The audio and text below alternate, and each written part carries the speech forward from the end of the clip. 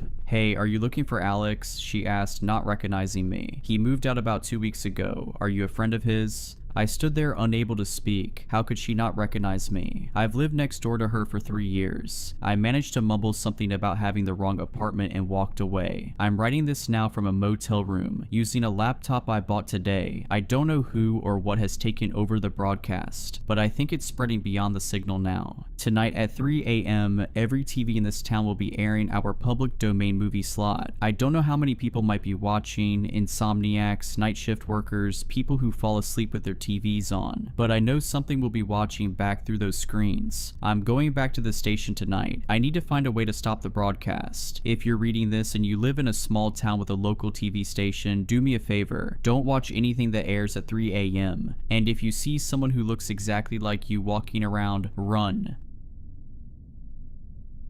Every summer when I was a child, my family would visit our relatives in the northwest of Ireland, in a rural, low-populated region. Leaving our home in England, we would road trip through Scotland before taking a ferry across the Irish Sea, driving a further 3 hours through the last frontier of the United Kingdom. My 2 older brothers and I would know when we were close to our relative's farm, because the country roads would suddenly turn bumpy as hell. The northwest of Ireland is a breathtaking part of the country. Its Atlantic coastway is wild and rugged, with pastoral green hills and misty mountains. The villages are very traditional, surrounded by numerous farms, cow, and sheep fields. My family and I would always stay at my grandmother's farmhouse, which stands out a mile away due its bright red-painted coating. These relatives are from my mother's side, and although the northwest, and even the rest of Ireland for that matter, is very sparsely populated, my mother's family is extremely large. She has a dozen siblings, which was always mind-blowing to me, and what's more, I have so many cousins I've yet to meet them all. I always enjoyed these summer holidays on the farm, where I would spend every day playing around the grounds and feeding the different farm animals. Although I usually played with my 2 older brothers on the farm, by the time I was 12, they were too old to play with me and would rather go round to one of our cousins' houses nearby to either ride dirt bikes or play video games. So I was mostly stuck on the farm by myself. Luckily, I had one cousin, Grana, who lived close by and was around my age. Grana was a tomboy, and so we more or less liked the same activities. I absolutely loved it here, and so did my brothers and my dad. In fact, we loved the northwest of Ireland so much, we even talked about moving here. But for some strange reason, although my mum was always missing her family, she was dead against any ideas of relocating. Whenever we asked her why, she would always have a different answer. There weren't enough jobs, it's too remote, and so on. But unfortunately for my mum, we always left the family decisions to a majority vote, and so if the 4 out of 5 of us wanted to relocate to the northwest of Ireland, we were going to. On one of these summer evenings on the farm, and having neither my brothers or Gran to play with, my uncle Dave, who ran the family farm, asks me if I'd like to come with him to see a baby calf being born on one of the nearby farms. Having never seen a newborn calf before, I enthusiastically agreed to tag along. Driving for 10 minutes down the bumpy country road, we pull outside the entrance of a rather large cow field, where, waiting for my uncle Dave, were 3 other farmers. Knowing how big my Irish family was, I assumed I was probably related to these men too. Getting out of the car, these 3 farmers stare instantly at me, appearing both shocked and angry. Striding up to my uncle Dave, one of the farmers yells at him, "What the hell's this Wayne doing here?" Taken back a little by the hostility, I then hear my uncle Dave reply, "He needs to know. You know as well as I do they can't move here." Feeling rather uncomfortable by this confrontation, I was now somewhat confused. What do I need to know? And more importantly, why can't we move here? Before I can turn to Uncle Dave to ask him, the 4 men quickly halt their bickering and enter through the field gate entrance. Following the men into the cow field, the late evening had turned dark by now, and not wanting to ruin my good trainers by stepping in any cow paths, I walked very cautiously and slowly. So slow in fact, I'd gotten separated from my uncle's group, trying to follow the voices through the darkness and thick grass. I suddenly stop in my tracks because in front of me, staring back with unblinking eyes, was a very large cow, so large I at first mistook it for a bull. In the past, my Uncle Dave had warned me not to play in the cow fields because if cows are with their calves, they may charge at you. Seeing this huge cow staring stonewall at me, I really was quite terrified because already knowing how freakishly fast cows can be, I knew if it charged at me, there was little chance I would outrun it. Thankfully, the cow stayed exactly where it was, before losing interest in me and moving on. I know it sounds ridiculous talking about my terrifying encounter with a cow, but I was a city boy after all. Although I regularly fed the cows on the family farm, these animals still felt somewhat alien to me, even after all these years. Brushing off my close encounter, I continued to try and find my Uncle Dave. I eventually found them on the far side of the field's corner. Approaching my uncle's group, I then see they're not alone. Standing by them were 3 more men and a woman, all dressed in farmer's clothing. But surprisingly, my cousin Granna was also with them. I go over to Gran to say hello, but she didn't even seem to realize I was there. She was too busy staring over at something behind the group of farmers. Curious as to what Granna was looking at, I move around to get a better look, and what I see is another cow, just a regular red cow, laying down on the grass. Getting out my phone to turn on the flashlight, I quickly realized this must be the cow that was giving birth. Its stomach was swollen, and there were patches of blood stained on the grass around it. But then I saw something else. On the other side of this red cow, nestled in the grass beneath the bushes, was the calf,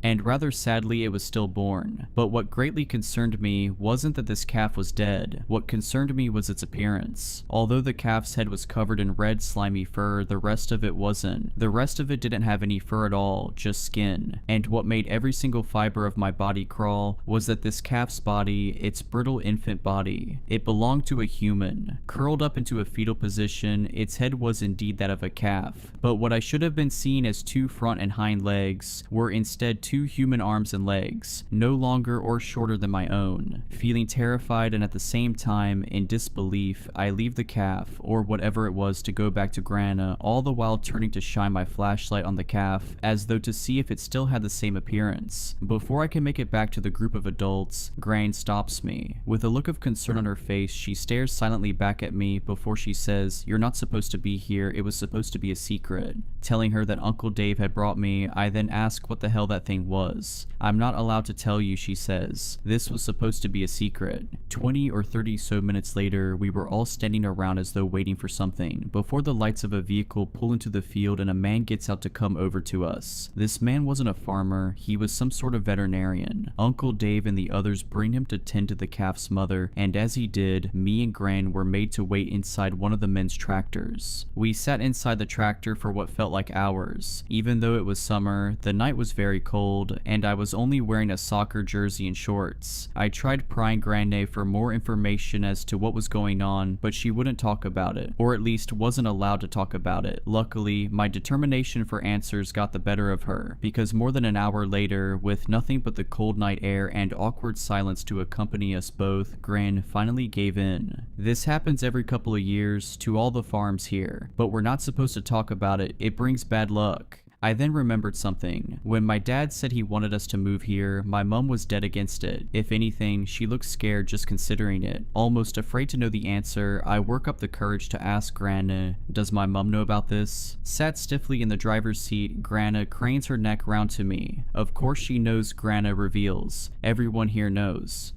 It made sense now. No wonder my mum didn't want to move here. She never even seemed excited whenever we planned on visiting, which was strange to me because my mum clearly loved her family. I then remembered something else. A couple of years ago, I remember waking up in the middle of the night inside the farmhouse, and I could hear the cows on the farm screaming. The screaming was so bad I couldn't even get back to sleep that night. The next morning, rushing through my breakfast to go play on the farm, Uncle Dave firmly tells me and my brothers to stay away from the cowshed. He didn't even give an explanation. Later on that night, after what must have been a good 3 hours, my Uncle Dave and the others come over to the tractor. Shaking Uncle Dave's hand, the veterinarian then gets in his vehicle and leaves out the field. I then noticed 2 of the other farmers were carrying a black bag or something, each holding separate ends as they walked. I could see there was something heavy inside, and my first thought was they were carrying the dead calf, or whatever it was, away. Appearing as though everyone was leaving now, Uncle Dave comes over to the tractor to say say we're going back to the farmhouse, and that we would drop Grana home along the way. Having taken Gran home, we then make our way back along the country road, where both me and Uncle Dave sat in complete silence. Uncle Dave driving, just staring at the stretch of road in front of us, and me staring silently at him. By the time we get back to the farmhouse, it was 2 o'clock in the morning, and the farm was dead silent. Pulling up outside the farm, Uncle Dave switches off the car engine. Without saying a word, we both remain in silence. I felt too awkward to ask him what I had just seen, but I knew he was waiting for me to do so. Still not saying a word to one another, Uncle Dave turns from the driver's seat to me, and he tells me everything Gran wouldn't. "Don't you see now why you can't move here?" he says. "There's something wrong with this place, son. This place is cursed. Your mammy knows. She's known since she was a Wayne. That's why she doesn't want you living here." Yo, so why does this happen? I ask him. "This has been happening for generations, son. For hundreds of years, the animals in the county have been giving birth to these things." The way my Uncle Dave was explaining all this to me, it was almost like a confession. Like he'd wanted to tell the truth about what's been happening here all his life. It's not just the cows, it's the pigs, the sheep, the horses, and even the dogs. The dogs, it's always the same. They have the head as normal, but the body's always different. It was only now, after a long and terrifying night, that I suddenly started to become emotional. And I was completely exhausted. Realizing this was all too much for a young boy to handle, I think my Uncle Dave tried to put my mind at ease. "Don't you worry, son. They never live." Although I wanted all the answers, I now felt as though I knew far too much. But there was one more thing I still wanted to know. What do they do with the bodies? "Don't you worry about it, son. Just tell your mammy that you know. But don't go telling your brothers or your daddy now. She never wanted them knowing." By the next morning, and constantly rethinking everything that happened the previous night, I look around the farmhouse for my mom. Thankfully, she was alone in her bedroom folding clothes, and so I took the opportunity to talk to her in private. Entering her room, she asks me how it was seeing a calf being born for the first time. Staring back at her warm smile, my mouth opens to make words, but nothing comes out, and instantly, my mom knows what's happened. "I could kill your Uncle Dave," she says. "He said it was going to be a normal birth." Breaking down in tears right in front of her, my mom comes over to comfort me in her arms. "It's okay, chicken. There's no need to be afraid." After she tried explaining to me what Grana and Uncle Dave had already told me, her comforting demeanor suddenly turned serious. Clasping her hands upon each side of my arms, my mum crouches down, eyes level with me, and with the most serious look on her face I'd ever seen, she demands of me, "Listen, chicken. Whatever you do, don't you dare go telling your brothers or your dad. They can never know. It's going to be our little secret, okay?" Still with tears in my eyes, I nod a silent yes to her. "Good man yourself," she says. We went back home to England a week later. I never told my brothers or my dad the truth of what I saw, of what really happens on those farms, and I refused to ever step foot inside the northwest of Ireland again. If you enjoyed these stories, please consider subscribing and liking this video. Let me know your thoughts of these stories in the comments below. I frequently talk to my viewers there. But anyways, I hope you were creeped out.